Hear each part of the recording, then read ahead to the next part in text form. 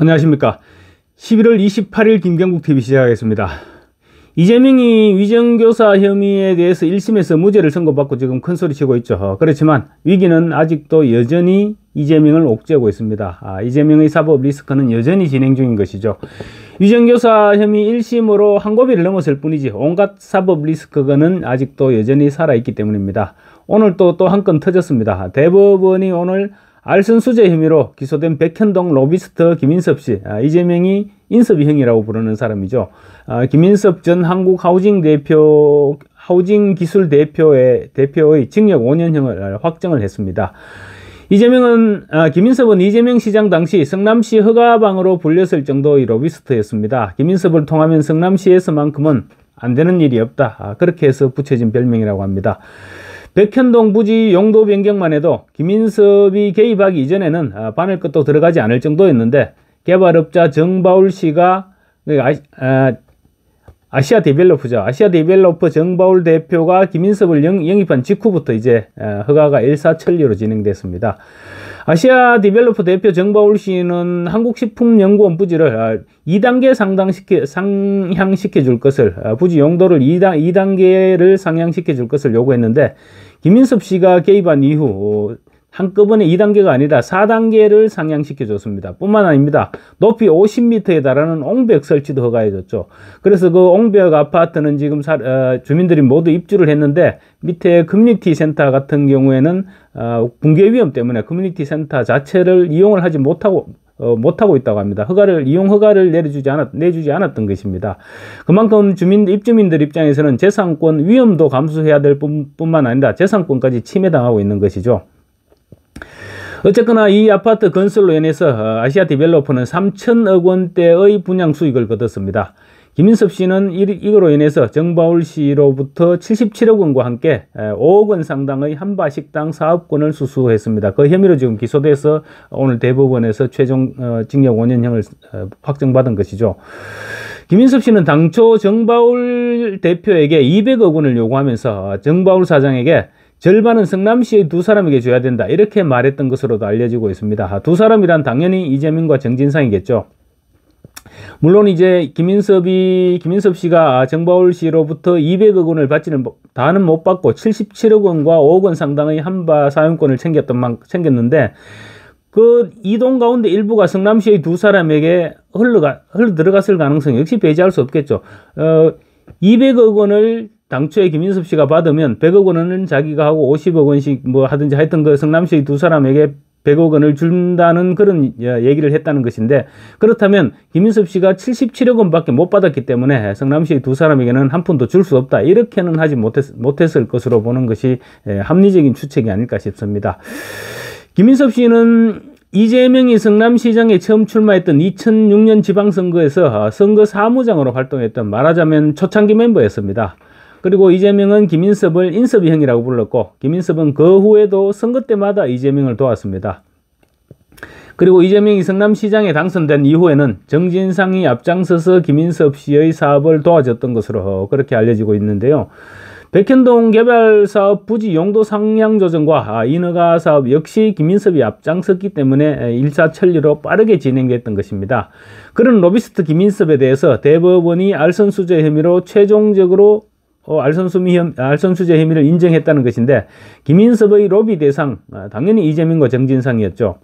그래서 김인섭이 이재명과 정진상과 오랜 기간 정치적 교분을 쌓아왔고 그로 인해서 형성됐던 신뢰관계가 백현동 사업 인허가 로비에 활용됐다고 대법원도 인정을 한 것입니다. 김인섭 측에서는 청탁이 아니라 정당한 의견 개진이었다, 이런 입장을 1, 2심을 통해서 계속 주장을 했지만 그 대가로 계속 주장을 했고 또 그 대가로 취득했던 77억 원과 5억 원 상당의 한바식당 사업권 역시 정당한 사업 수익 분배다, 이렇게 주장했는데 대법원에서 받아들여지지 않았던 것입니다.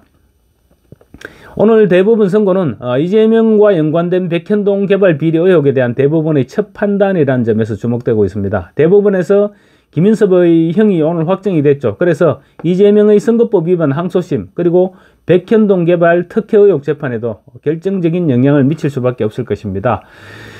이재명의 선거법 위반 1심 재판부는 백현동 부지 용도 상향이 박근혜 정부 국토부의 협박 때문이었다는 이재명의 주장을 허위로 판단해서 유죄를 선고했었죠. 결국 오늘 대법원의 판단으로 백현동 부지 용도 상향 조정은 국토부의 협박 때문이 아니라 김인섭의 로비 때문이었다는 사실이 확인된 것입니다. 이에 따라 선거법 위반 재판 항소심에서 이제 무죄로 뒤집겠다, 이렇게 계획을 짜고 있는 민주당과 이재명의 전략에는 지금 커다란 차질이 불가피해졌습니다. 이와 함께 이재명은 백현동 개발과 관련해서도 지금 200억 원의 업무상 배임 혐의로 기소돼서 재판 중입니다. 그런데 김인섭 씨의 로비가 확인됨에 따라서 이재명의 배임 혐의 재판에 역시 치명적인 영향을 끼칠 것으로 보입니다. 백현동 개발 사업은 당초 민간업자와 성남도시개발공사가 민관 공동사업으로 추진하기로 그렇게 이제 시작을 했습니다. 그런데 사업 추진 과정에서 성남도시개발공사가 제외되고 민간업자인 아시아데벨로퍼만 단독으로 추진해왔던 것입니다. 당초 성남도계공이 사업에 참여한다는 계획을 수립했을 경우 도계공은 최소 200억 원의 수익을 보장받게 돼 있었습니다. 물론 아시아데벨로퍼가 3천억 원대의 이익을 실현했다는 점을 감안할 때 실제 민관 합작으로 사업이 진행됐으면 아마 성남도계공의 수익은 훨씬 높아졌겠죠. 훨씬 높아졌을 것인데 어쨌거나 초기 단계에서 200억 원을 보장하는 것으로 추진됐기 때문에 이재명의 배임 혐의 금액도 200억 원이 된 것입니다. 당시 성남도계공 기획본부장이었던 유동규 씨는 사업 초반에는 도계공이 함께 사업을 시작하는 것으로 되어 있었고 또 자기도 그렇게 알고 있었는데 어느 순간에 보니까 이재명 당시 성남시장의 주도로 해서 도계공은 사업 주체에서 제외됐고 민간업자만 사업을 실시하고 있더라는 것입니다. 그래서 이를 모르고 있던 왜냐하면 유동규 씨는 성남도계공 기획본부장이었죠. 당연히 알아야 되는데 이 부분을 통보를 해주지 않으니까 모르고 있다가 이제 나중에 이재명에게 물어보니까 인섭이 영위하는 사업이다, 이렇게 얘기를 하더라는 것입니다. 그래서 유동규 씨가 정진상에게도 성남도계공이 빠졌다는 소식을 왜 좀 말해주지 않았느냐, 그렇게 얘기했다고 오히려 큰 소리를 들었다고 했습니다. 이런 과정을 볼 때 백현동 사업은 김인섭 씨가 이재명과 정진상에게 직접 로비를 해서 성사됐고 오늘 대법원에서 이 부분을 그렇게 인정을 해줬던 것입니다. 따라서 오늘 대법원의 김인섭 씨에 대한 대법원의 판결로 이재명의 백현동 개발 비리 배임죄 재판은 뭐 더 이상 진행할 필요가 없을 정도로 거의 확정적이다, 이렇게 볼 수 있을 것 같습니다. 그렇지만 아직 백현동 재판은 심리도 시작되지 않았기 때문에 그야말로 뭐 언제 그런 유무죄가 판결이 날지 아직 기약할 수 없는 그런 상황입니다.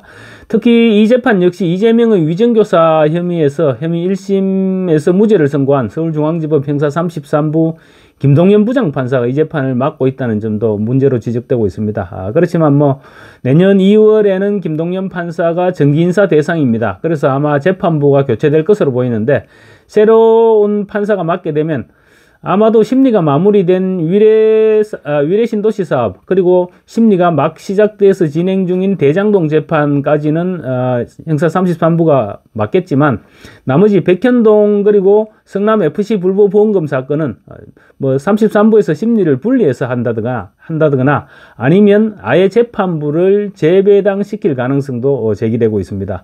그렇게 되면 재판의 속도가 붙을 수밖에 없게 되는데 그런 부분은 아직은 조금 더 지켜봐야 될 것 같습니다. 그리고 또 이재명 재판 관련 재판이 또 있었죠. 내일 29일로 예정돼 있던 이화영 전 경기도 평화부지사의 대북 송금과 관련한 외환관리법 위반 등에 대한 항소심 선고 재판인데 이 재판은 3주 뒤인 12월 19일로 선고 기일이 연기가 됐습니다. 이를 놓고 지금 이화영의 유죄 선고가 유지되는데 변수가 생긴 것이 아니냐, 이런 우려 섞인 분석도 없지는 않습니다. 그런데 일단 재판부가 변론을 제기한 수준까지는 아니고 선고를 3주 연기했다는 것은 대법원에서 파기환송되지 않도록 최종 점검이 필요하다고 판단한 것이 아니냐, 뭐 이런 분석도 나오고 있습니다. 항소심 재판 과정에서 결정적인 변수도 없었고 그리고 또 특별히 추가된 증인도 없었다고 합니다. 그래서 유죄 선고가 그대로 유지될 것이라는 전망이 지금 유력하기는 합니다. 그렇지만 위정교사 혐의 재판에서 김동연 판사로부터 판사가 너무나 엉뚱한 판결을 내렸기 때문에 지금 끝까지 안심을 하기 힘들지 않느냐, 이런 말이 나오고 있는 것입니다. 사법부가 바로 서야 대한민국이 바로 서게 됩니다. 그런데 지금 국민은 재판부를 믿지 못하고 있는 것이죠. 그래서 조희대 대법원장이 다시 한번 국민 눈높이에 맞는 공정하고 신속한 재판을 당부해야 하는 것이 아니냐, 이런 말들도 다시 나오고 있습니다. 감사합니다.